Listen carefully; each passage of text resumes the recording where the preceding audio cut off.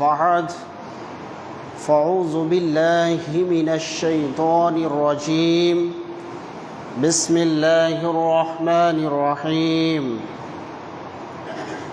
الذين آمنوا وهاجروا وجاهدوا في سبيل الله بأموالهم وأنفسهم أعظم درجة عند الله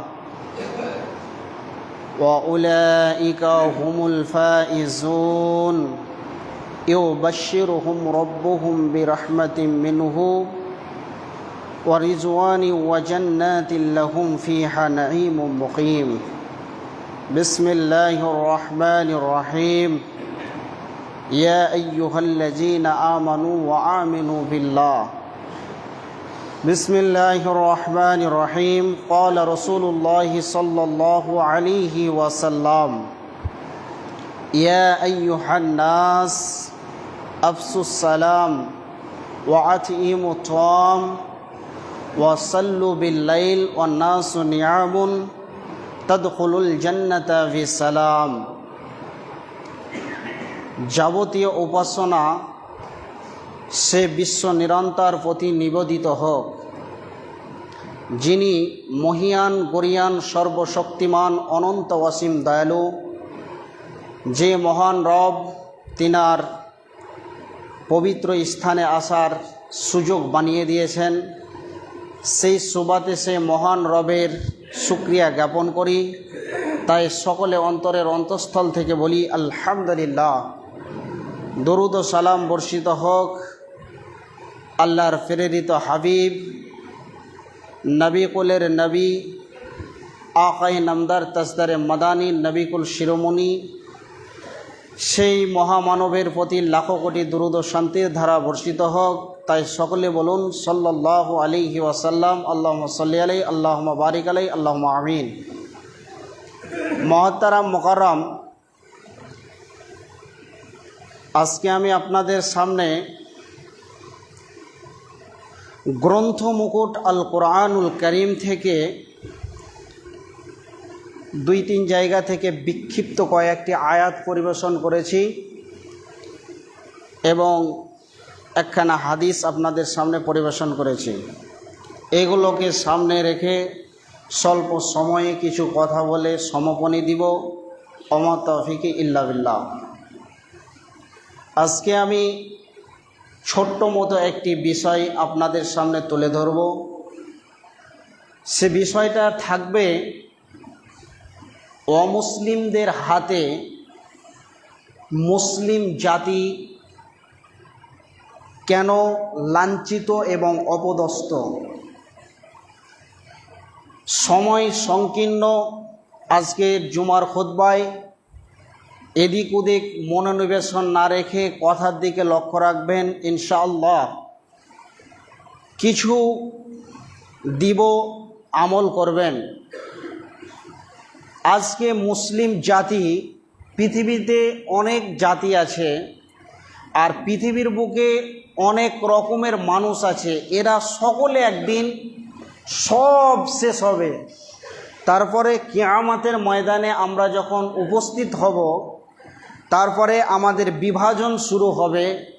সেই জায়গাতে জালেমের দল আলাদা হবে, মুশরিক কাফের বেঈমান যত রকমের আছে সমস্তকে আল্লাহ তাবারক ওয়া তাআলা আলাদা আলাদা আলাদা আলাদা করে, যারা পৃথিবীতে মুশরিক কাফের বেঈমান, যারা মুনাফিক, যারা নাস্তিক, যারা জীবনে কোনোদিন কোরআন হাদিসের মানে না, কোরআন হাদিসের ছত্র ছায়াতে আসে না, দিন কি, রসুলকে, আল্লাহকে, আল্লাহ কি করেন এগুলো সম্বন্ধে যারা জ্ঞান রাখলো না, যারা এগুলোকে অ্যাটেনশন দিল না, এগুলোর পিছনে সময় দিল না, তো যেমন এরা আল্লাহর পিছনে সময় দিল না, দিনের পিছনে সময় দিল না, রাসূলকে তার পিছনে সময় দিল না, তাকে জানলো না, বুঝলো না, চিনলো না, তো ঠিক এরা যেমন একে গুরুত্ব দিল না এবং একবার মনের ভিতরে ভাবার পরিকল্পনা করলো না, ঠিক এমন একদিন আসবে, সেই মহাপ্রলয়ের দিনে আল্লাহ তাবারক ওয়া তাআলা ঠিক সেই রকম কোনো বেঈমান, যারা মুনাফিক, মুশরিক, কাফের, যারা সব সময় মানুষের পরশ্রী কাতরতা করেছেন, কুল্লা মুখতালুন ফখুর, এবং হ্যাডাম দেখে জীবনযাপন করেছে, অহংকারের জীবনযাপন করেছে, তারাকে আল্লাহ তাবারাক ওয়া তাআলা সেই রকম কঠিন মহাপ্রলয়ের দিন সম্বন্ধে অনেক খবর জানেন, যে ও হামালাতুহু উম্মুহু, ওই দিনটা এমন একটা কঠিন দিন হবে যে গর্ভবতী মহিলা প্রসব করে দিবে, সে জানতে পারবে না যে আমার সন্তান ভূমিষ্ঠ হয়ে গেল আজকে। তাহলে এমন একটা কঠিন দিন আসবে, সেই দিনে অনেক মানুষেরা ত্রাহি ত্রাহি ত্রাহি ত্রাহি করবে। তো সেই দিন যখন, কঠিন দিনে যখন ত্রাহি ত্রাহি করবে, যারা এই পৃথিবীর বুকে যারা কি করলো না, দিনকে গুরুত্ব দিয়ে দেখলো না, রসুলকে চিনল না, আল্লাহকে চিনল না, এই রকম বেঈমানেরা যখন ওখানে উপস্থিত হবেন, তারা যখন কঠিন বিপদের সম্মুখীন হবে, তখন ওই বেঈমানদেরকে আল্লাহ তাবারাক ওয়া তাআলা ভ্রুক্ষেপ করবেন না, তাদেরকে দেখবেন না, তারা নির্খাস্তে নিশ্চিন্তে জাহান্নামে চলে যাবে, আল্লাহর কোনো দ্বিধাবোধ হবে না। তাহলে ভেজাল চুকে গেল। এবার আপনি আপনার বিবেকের চেতনা দিয়ে একবার ভাবেন যে তাহলে আমাদেরকে দিন ইসলাম বুঝার দরকার আছে না নাই? যদি থাকে তবে আজকে আমি যে বিষয়টা ধরেছি এ বিষয় থেকে অনেক কিছু পাবেন। মন দিয়ে শুনেন, আল্লাহ তাবারাক ওয়া তাআলা কি বলছেন?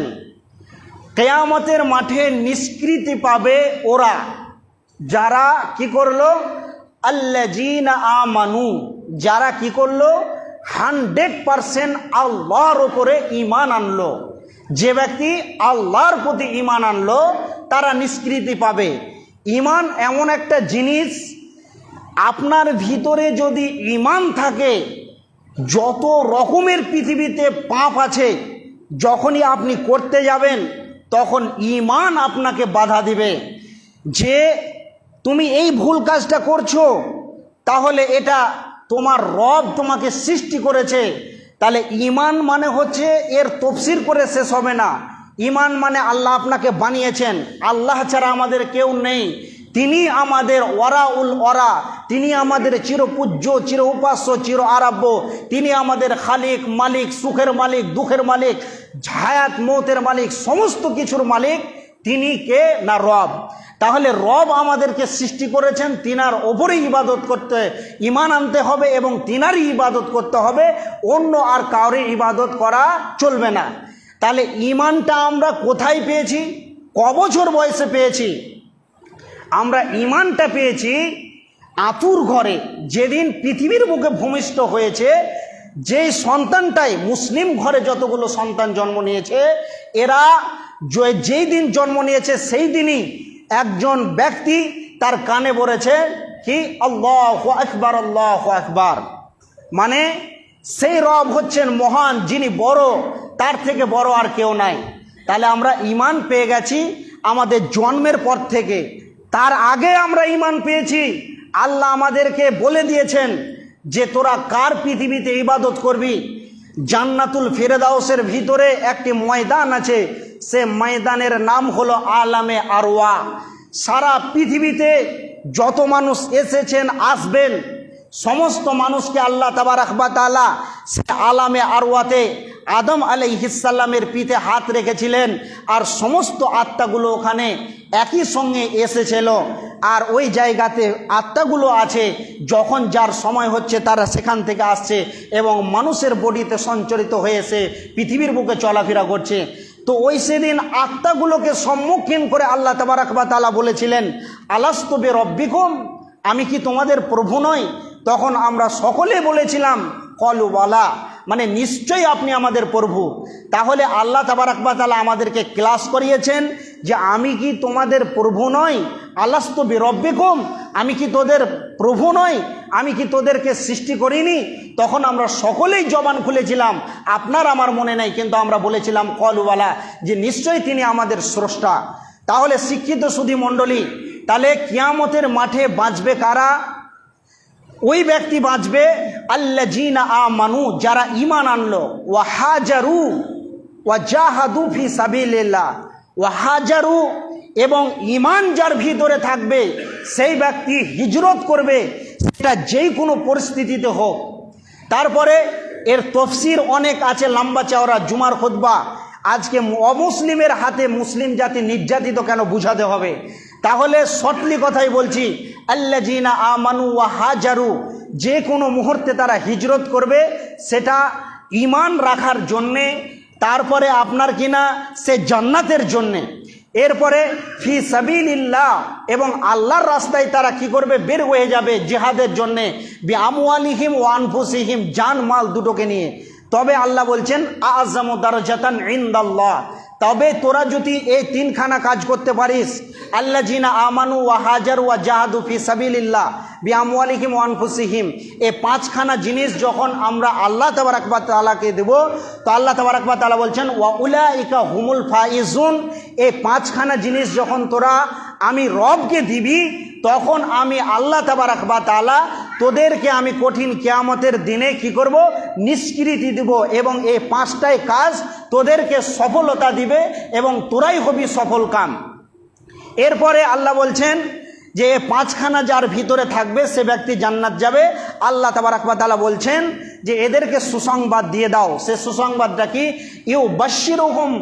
ইউবাশশিরুহুম বিরহমাতিম মিনহু ওয়া রিজওয়ানিউ ওয়া জান্নাতিন লাহুম ফিহা নাঈমুম মুকিম, যে ওদেরকে জান্নাতের সুসংবাদ দাও, যে জান্নাতটা স্থিতিশীল জান্নাত, কেউ কোনোদিন দেখেনি, ব্যবহার করেনি, যার হৃদয় কোনোদিন ভাবেনি, সেই রকম স্থিতিশীল জান্নাত তাদেরকে আমি আল্লাহ দান করব। তাহলে আমাদের বাঁচার উপায় হলো পাঁচটা জিনিস আমাদেরকে আল্লাহকে দিতে হবে। তবে আর টেনশন নাই, আমরা নিশ্চিন্তে, আল্লাহ আমাদেরকে সুসংবাদ দিচ্ছেন, আমরা জান্নাতে চলে যাব।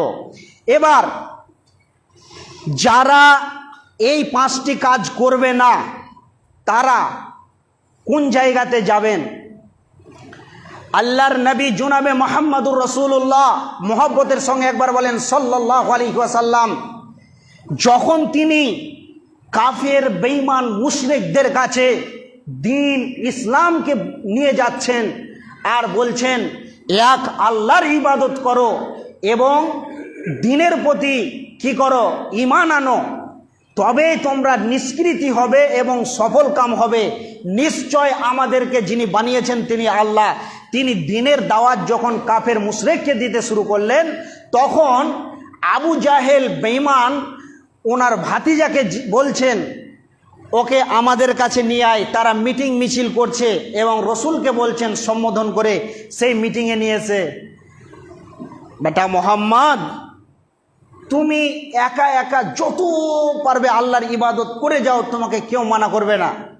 প্রথম দিন বলছে তুমি এগুলো কাজ ছেড়ে দাও, এগুলো করতে হবে না, এগুলো করা যাবে না, কারণ ওরা তো মূর্তির পূজা করে, 360টি দেব দেবতার পূজা করে। যখন বিশ্বনবী জনাবে মুহাম্মদুর রাসূলুল্লাহ সাল্লাল্লাহু আলাইহি সাল্লাম যখন তিনি দ্বীনের দাওয়াত দিচ্ছেন সাহাবা ইবনে মাজমাইনদেরকে, সেই কাফের মুশরিকদেরকে তিনি সাহাবার নামের জায়গাতে বসিয়ে দিলেন, তাদেরকে দ্বীনের দাওয়াত দিয়ে দিয়ে তাদেরকে রাদিয়াল্লাহু তাআলা আনহু টাইটেল দিয়ে দিলেন। এইভাবে যখন দ্বীনের দাওয়াত দিচ্ছেন, তখন সেই আবু জাহেল কি করছেন?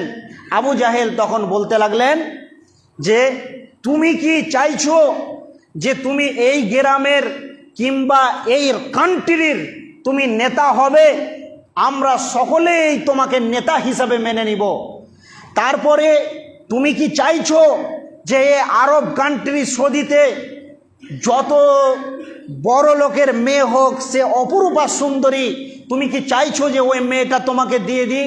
তুমি যদি এটাও চাও তাহলে তোমাকে এটাও আমরা দিতে রাজি আছি, কিন্তু আমাদের শর্ত হলো একটা, যে তুমি দ্বীন প্রচার প্রসার করতে পারবে না। তখন আল্লাহর নবী জনাবে মুহাম্মদ রাসূলুল্লাহ সাল্লাল্লাহু আলাইহি ওয়াসাল্লামকে বললেন, তুমি যে স্থানের লোক, উঁচু স্থান, তোমাকে উঁচু স্থান দেওয়া হবে, তুমি প্রচার প্রসার করিও না। তারপরে বিশ্ব নবীকে বললেন, তোমাকে আমরা ধন মাল দিয়ে মালামাল করে দিব। তারপরও বিশ্বনবী তখন বলছেন আপনাদের বলা হয়েছে? তখন বিশ্বনবী বললেন বুইস্তু উতিম্মু মাকারিমাল আখলাক, আমাকে পৃথিবীতে শিষ্টাচারের শিক্ষক দিয়ে আমাকে শিষ্টাচার করে পাঠানো হয়েছে, আমাকে শিক্ষক করে পাঠানো হয়েছে, আমাকে মুআল্লিম করে পাঠানো হয়েছে। কিসের জন্যে? না তো লা ইলাহা ইল্লাল্লাহ মুহাম্মাদুর রাসূলুল্লাহ, এর দাওয়াত মানুষের রম্ভে রম্ভে আমাকে পৌঁছাতে হবে। এর জন্য আমাকে আল্লাহ পাঠিয়েছে। আমি এটা থেকে বন্ধ করতে পারবো না। এ দাওয়াতি কাজ আমার দ্বারা সম্ভব হবে না। আমার ধন চাই না, মাল চাই না, অপরূপা সুন্দরী নারীকে চাই না।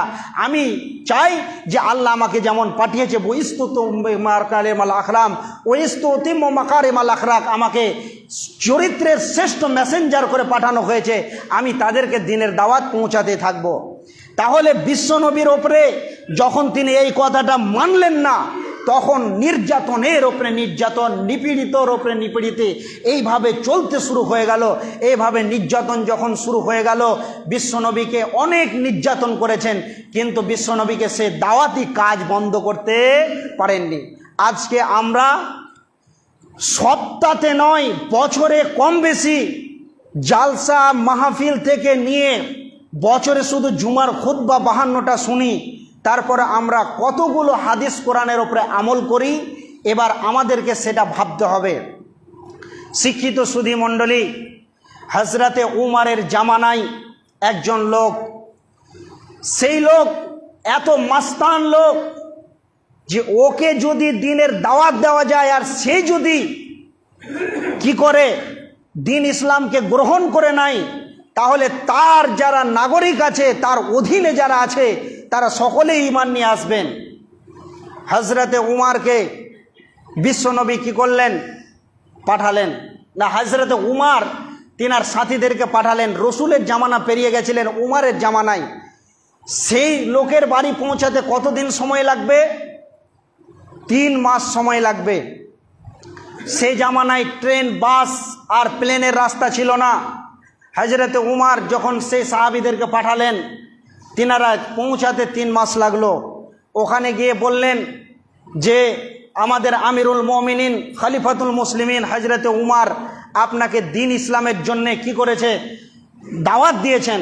হজরতে উমার যখন এই কথা বললেন, তারপরে তখন ওই লোক বলল কি যে আমরা দিন ইসলাম কবুল করব। আমি দিন ইসলাম কবুল করব, একটা শর্ত আছে, সেটা হলো কি উমারের মেয়ের সঙ্গে আমার বিয়ে দিতে হবে। আর উমারের ও যে 18,000 বর্গ মাইলের বাদশাহ, সে বাদশাহী থেকে আমাকে অর্ধেকটা লিখে দিতে হবে। এবার খবর আনতে সময় লাগলো, যেতে 3 আসতে 3, তাহলে কত হলো? 6 মাস চলে গেল। হযরত উমারের কাছে যখন পৌঁছালো সেই সাহাবীগুলো, তখন উমারের সঙ্গে পরামর্শ হলো। তো হযরত উমার বললেন যে কোনো ব্যাপার নয়, ও যদি দিন ইসলামকে গ্রহণ করে নাই, তাহলে তাকে আমার মেয়েকে দিতে এবং আমার অর্ধেক কেন পুরোটা রাজত্ব লিখে দিতে আমার কোনো অসুবিধা নাই। এরপরে যখন তাকে কি করলেন? পাঠালেন যে যাও তুমি দিনের দাওয়াত দিতে যাও। যখন সেই লোকটার কাছে দাওয়াত নিয়ে পৌঁছাচ্ছে, গ্রামে ঢুকবে এমন সময় একজন লোককে খাটলে করে ঝুলিয়ে নিয়ে যাচ্ছে। তো মানুষের ভিড় দেখে এই লোকগুলো বলছেন এটা কার লাশ? তখন ওই লাশগুলোর ওই লাশটা তো সেই ব্যক্তি, সেই মাস্তান মারা গেছে। তখন গ্রামের মানুষেরা বলল যে যার কাছে আপনারা এসেছিলেন সেই লোকটি মারা গেছেন।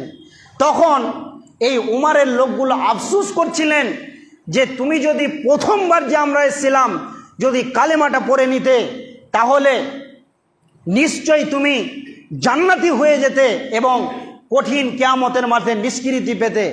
তাহলে একজন মানুষের পিছনে কতদিন সময় দিল? 9-12 মাস একজন মানুষের জন্য সাহাবা ইবনে মাজমাইনরা 1 বছর তারা মেহনত করেছেন একজনের জন্যে। তাহলে আমরা যারা গ্রামে নামাজ পড়ে না, যারা রোজা করে না, জাকাত দেয় না, দিন ইসলামের মধ্যে যারা নেই, তাদের দরজায় আমরা কভার করে ঘুরি। বর্তমান পরিস্থিতিতে ঈমান আর থাকবে না মানুষের কাছে। যত বড় বড় আলিম এরা কিন্তু পৃথিবী থেকে চলে যাবে। আর যেগুলো মানে ডেরকা মাছ দেখেছেন, দেখবেন জলাশয়ে যেগুলোতে পানি থাকে, তো ডেরকে চুনোপুটির মাছ খুব পিটিং পিটিং পিটিং পিটিং করে। তো যত দেখবেন খুব ভাষণ, লেকচার খুব বড় বড়, আজকে সোশ্যাল মিডিয়াতে যারা খুব মানে মার্কেট জমাচ্ছে, তারা হলো সেই রকম চুনো পাঠির মতো। তাদের ভিতরে 1 পাতা হাদিসের এবারত পড়ে ঠিক মতো তর্জমা করার ক্ষমতা নাই। অনেক মাদ্রাসাতে দেখেছি আমরা, যে মাদ্রাসার ফসল সে মাদ্রাসায় শিক্ষককে খালি বলেছি পৃষ্ঠা নাম্বারটা তো গড়গড় করে সব বলে দিয়ে দিয়েছে। এখন বর্তমান মাদ্রাসা মসজিদের পরিস্থিতি, শিক্ষকেরা নোট দেখে দেখে ছাত্রকে পড়াচ্ছে। তার মানে ইলিমটা কেতাবে নাই, ইলিম জ্ঞান আছে মানুষের হৃদয়ে। একজন মানুষের কাছ থেকে জ্ঞান নিতে গেলে, একজন মুআল্লিমের কাছ থেকে জ্ঞান নিতে গেলে তার হৃদয় থেকে নিতে হবে। অতএব মেন শিক্ষা আছে হৃদয়ের ভিতরে। তাহলে সেই রকম শিক্ষক আর নেই, তারা উঠতে লেগেছে। বিশ্বনবী বলেছেন কিয়ামতের পূর্বে আন ইরফাআল ইলম, ইলমকে উঠিয়ে নেওয়া হবে।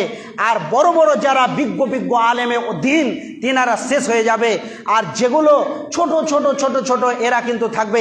এভাবে আস্তে আস্তে উঠে যাবে।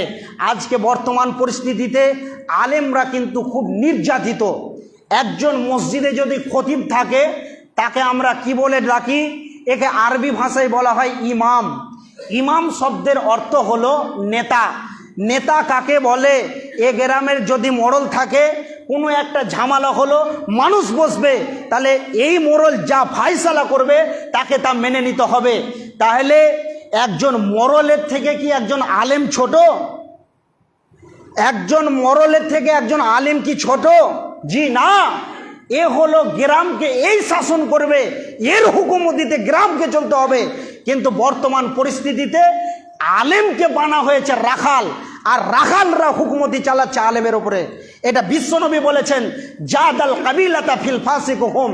যখন কিয়ামত কাছে আসবে তো যারা ফাসিক, যে একটা ছিঁড়া গামছা পরে ছাগলের রাখাল, ন্যাংটাউ বাজারে এখানে ওখানে রাখালি করে বেরিয়েছে, সেই মসজিদ মাদ্রাসার দায়িত্ব পাবে। ওর কাছ থেকে হুকুমতি নিয়ে ইমাম সাহেবদেরকে চলতে হবে, মাদ্রাসা শিক্ষকদেরকে চলতে হবে।